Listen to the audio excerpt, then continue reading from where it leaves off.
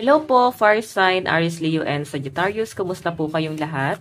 Okay, so Fire Sign, maraming salamat po sa walang sawang pagsubaybay sa ating pong daily horoscope. And kung ikaw ay bago pa lang sa ating channel, mag-subscribe na po kayo and i-click mo na rin yung ating notification bell para lagi kang updated sa ating mga bagong upload. And sa mga interesado po sa ating private reading, iiwan ko na lang yung link ng aking Facebook sa atin pong description box below. Okay, tignan natin Fire Sign.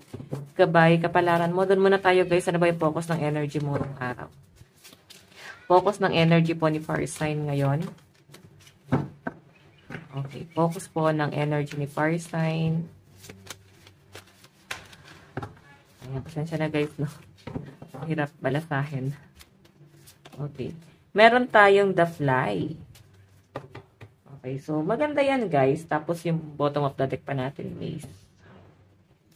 Okay, so Fire Sign, eto kasing The Fly, ano to parang, kung mapapansin nyo, ayun no, it looks like a big bird, diba?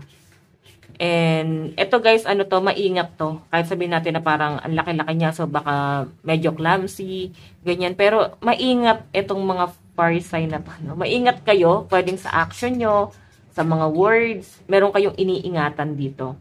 Okay? Kasi kung totohanan lang guys, meron kang kalayaan may kaya kang gawin. Pero I think, iniiwas mo yung sarili mo doon sa kakayahan mong gawin. Pwede kasi na medyo iniisip mo pa rin na magpaka-sensitive, lalo na sa mga bibitawan mong salita, sa action. Kahit sabihin na natin na magulo yung isip ng mga Fire Sign, ayan The Maze, medyo magulo pero meron ako nasasagap kasi rito na may pinag-iisipan ka pa. Okay? Or sa madaling sabi, nag-iingat ka. Okay?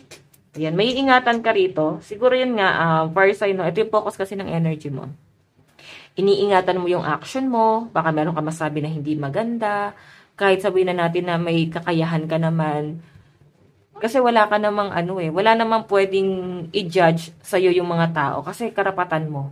Okay, alam nila na may karapatan ka dun sa bagay na yon. Okay, kahit na kaya mo, kahit na may katangian ka, hindi mo siya guys gagawin. Okay? I know. So, I think change direction din to, Fire Sign. Parang hindi ka magpo-focus dun sa isang bagay na yon na pwede nagpapabigat ng damdamin mo. Or pwede nagpapasaya sa inyo. Kasi, kung nagpapasaya sa inyo, bakit nag-change ka ng direction? Okay? Pwede nagpapabigat pa rin sa damdamin. Kung, eto naman guys, ay, alam mo yon, pwedeng may utang na loob ka sa taong yon. So, parang kailangan maging sensitive tayo. So, kung ano man tong iniingatan mo guys, ikaw na yung umiiwas. Okay, ikaw na yung iiwas. Yan yung focus ng energy mo. Tignan pa natin Fire Sign. Ganda So, may nag-comment sa akin, ang ganda daw, ang lakas daw maka-card captor Sakura. Actually guys, mahilig talaga ako sa Sakura. Lalo dun sa card captor Sakura. Okay. Mahilig ako dyan. Meron pa nga ako maliit nito Tapos mga gamit ko puro Sakura. Yung ng charger ko, lagayan ng earbuds. Ang cute kasi. Okay.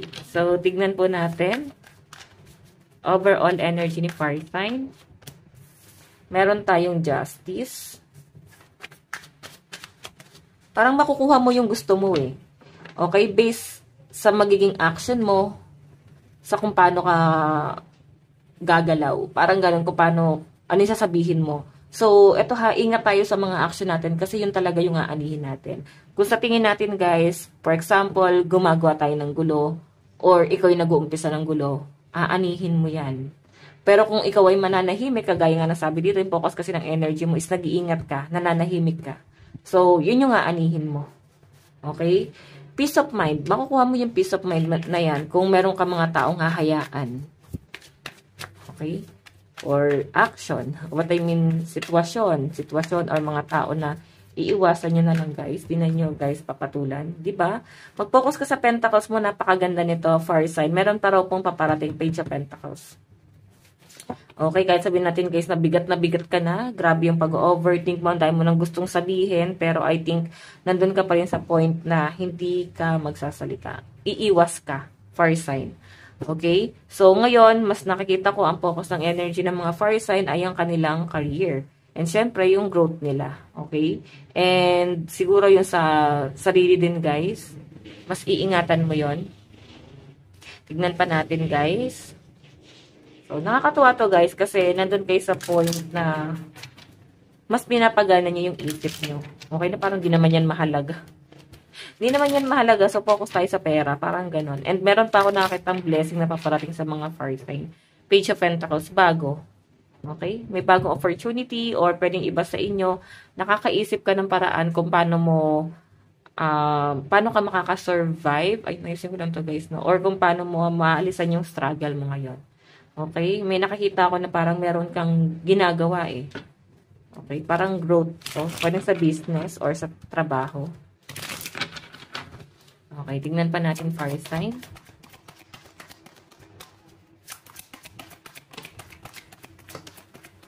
Last card.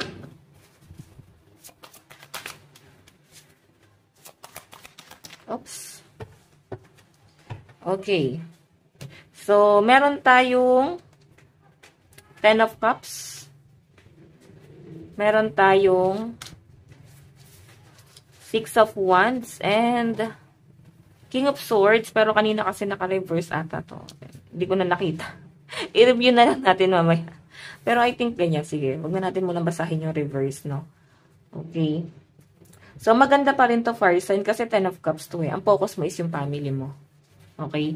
And sa malinaw na pinapakita sa akin kay 6 of Wands, focus ka talaga eh. Ang dami mong idea, ang dami mong plano.